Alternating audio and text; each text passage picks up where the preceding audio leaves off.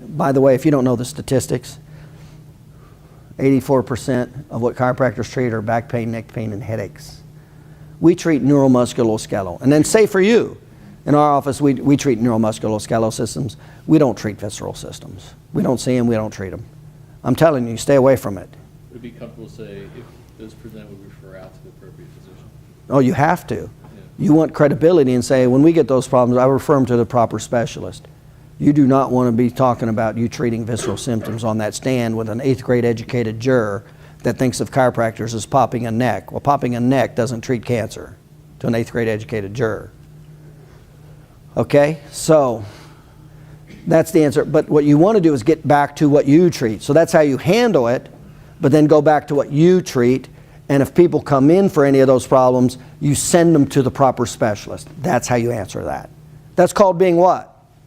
Responsible. That's what that's called. Okay? The statistics are 84% neuromusculoskeletal, low back pain, neck pain, headaches. 9% neuromusculoskeletal extremities, elbow, knee, but you're still neuromusculoskeletal. Okay? So that takes us up to what percentage of people and what category? It's actually 7%. We're at 91 now. 7% are neuromusculoskeletal extremities. Okay, so we're at 91% of the population sees chiropractors. The rest of it, the rest percent is somatovisceral. Somatovisceral. So 9% of 8%, 9% of a measly 8% is somatovisceral, and that's the number that has created paradigm shifts, low utilization, and negative name recognition. 9% of 8%.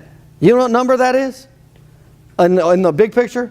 0.002. And that's what they're fighting for. And that's what has destroyed chiropractic's paradigm shift and name recognition and utilization and credibility. 9%, 0.00 something, okay? Here's the last piece of the puzzle you need to know.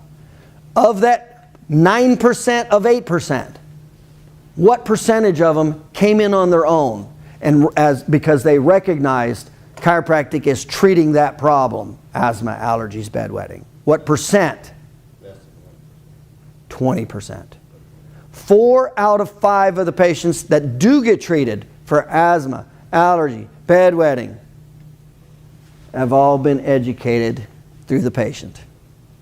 So what percentage of them are actually looking for chiropractors for asthma, allergy? 20% of 9% of 8%. How small of a number is that? And that's in a confined geographic area and with competitors, other chiropractors. And that is what has inhibited you in this profession and utilization.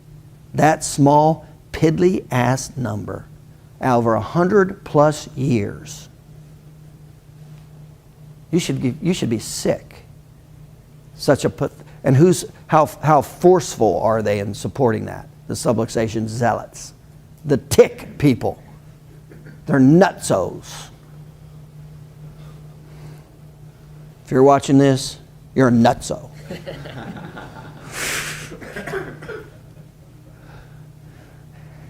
You know what I always say?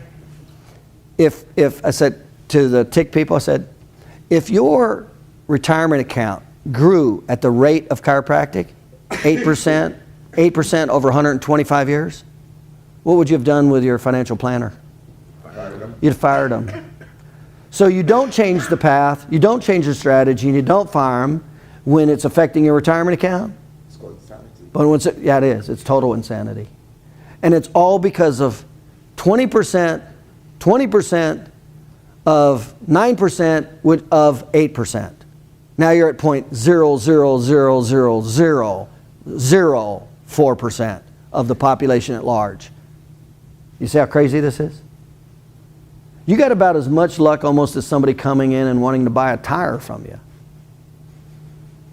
I always say, all the offices I opened, All the years I practices, 600,000 visits.